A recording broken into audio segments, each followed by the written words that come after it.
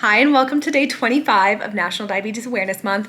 I am like 2 days behind, actually 3 days behind, so I will get all 30 days done. It just might not all be in November. We'll creep into December a little bit. It's okay, it's okay. Anyways, every single day this month, I'm doing a video about a various topic in diabetes, and today's topic is about how I navigate high blood sugars. Please be sure to like this video and subscribe to my channel. I really appreciate the support. So in this video, I'm going to talk about how I navigate those like unexpected or really stubborn high blood sugars. My history with high blood sugars, there was this period when I was beginning to reclaim my diabetes management for the first time in like 20 years. I actually cared about my numbers and was trying to do well, where high blood sugars made me feel so anxious because it felt like a step backwards. I felt like my A1C wasn't going to be good if I had a high blood sugar. But really what this led to was rage bullissing and making decisions that were really dictated by that frustration rather than being smart about my decisions. So in this video, I'm going to talk about kind of how I navigate those high blood sugars now, where I'm not just rushing into a rage bolus or making a decision out of fear or out of that frustration. And I'm really approaching it with this idea of mindfulness and practicality. I will say I obviously get annoyed by those really stubborn high blood sugars. Who wouldn't? But again, I'm not letting that dictate my decision, and I have a lot more patience toward the subject now. So before I get into what I'm doing, I just want to make a note that I'm not talking about high blood sugars where it's like I eat something, I give a bolus, it goes up to maybe 180, 190, and then comes back down. That is just sometimes what happens if I can't get a pre-bolus in.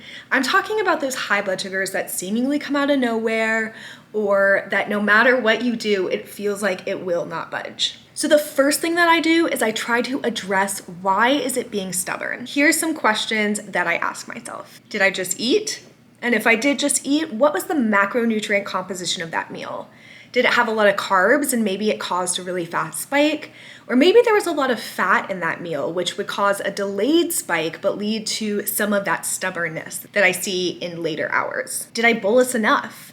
Did I just kind of pick a number out of somewhere for the carbs and hope that it worked? Or did I really have a mindful thought about how many carbs were in this meal? Is my pump site leaking? I'll literally take my finger and I'll just rub it a little bit around my pump and I'll smell it. And if I can smell insulin, then my site is probably leaking and I'm probably not getting all the insulin that I meant to. And then I'll change my pump. I also ask myself, where am I on my site days? Like if I'm on that last day, sometimes I get some air bubbles if I didn't properly put the insulin into the pod, or sometimes just on that third day, the insulin's a little bit less effective than it was on the earlier days. I ask myself, what's my stress level like? Am I taking an exam or studying for a tough exam? Have I been sitting at my computer all day stressed out? Have I moved my body that day? All of those things are going to contribute to the amount of stress that I might be feeling. I might also ask where my site is. Oftentimes, my legs don't absorb as well as other sites, which can take the insulin a little bit longer to start working in my body. And this, in turn, can cause some higher blood sugars. And lastly, I look at when I exercise last. Sometimes after I go for a run, I have that liver dump that causes an increase in my glucose. Or if I've had activity mode on for a while, that decreased basal can affect me a few hours later. So I go through all those questions and I think to myself, what is it most likely? And there might be a few things that are contributing to that high blood sugar. I might not be able to pin it exactly, and that's okay, but I just try to get an idea in order to inform my action. Which leads us to step number 2, which is I act. Now, obviously my action is going to depend on what some of my answers to those questions are. For example, if my pump was leaking, obviously I'm going to change my pump. If I had old bad insulin, or maybe I think that I'm getting some air bubbles in my pump, which I don't think that's ever happened to me, but it's in my mind. I know it could happen. I'm gonna change my pump. Now, when it comes to an insulin amount thing, where maybe I miscalculated my carbs, or maybe I didn't take into account that fat in a meal, then I'm probably going to add some insulin. However, I will say, typically, not always, but typically, I follow my pump calculator for insulin on board. Basically, insulin on board is telling us how much insulin in our body might still be able to bring down that blood sugar. So if the insulin on board is higher than the correction amount, it's not going to say that you need any insulin at all according to my pump calculator. However, let's say I miscalculated my carbs. I might actually need more insulin, but because it's too early or whatever, it's not telling me that I need that yet. Does that make sense? So basically, I take it on a case-by-case basis.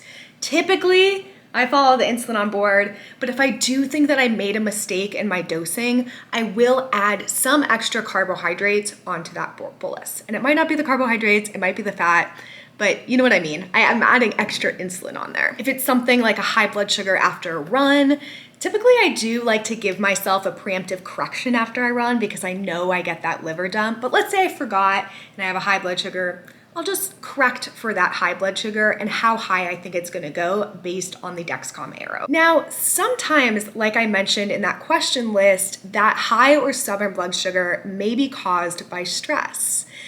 Now, I can't always reduce my stress right away. I wish it was that easy.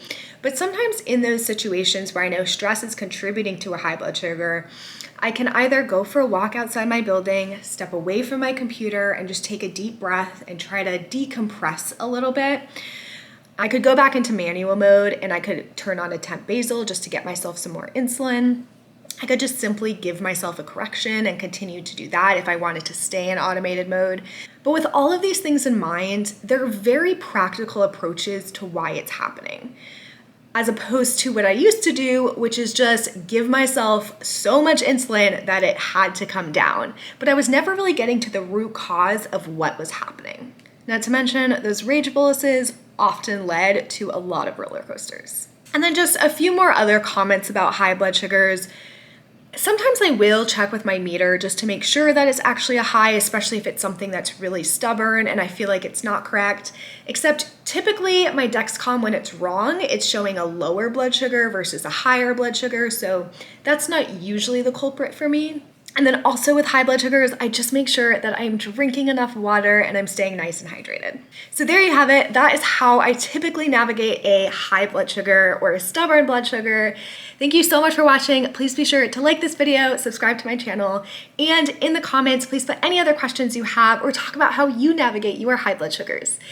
I will be back tomorrow with day 26, even though it's not day 26. And there's not many more days of these videos, so if there is a topic that you want to see that I haven't hit on yet, please let me know in the comments as well. Thank you guys, and I'll see you tomorrow.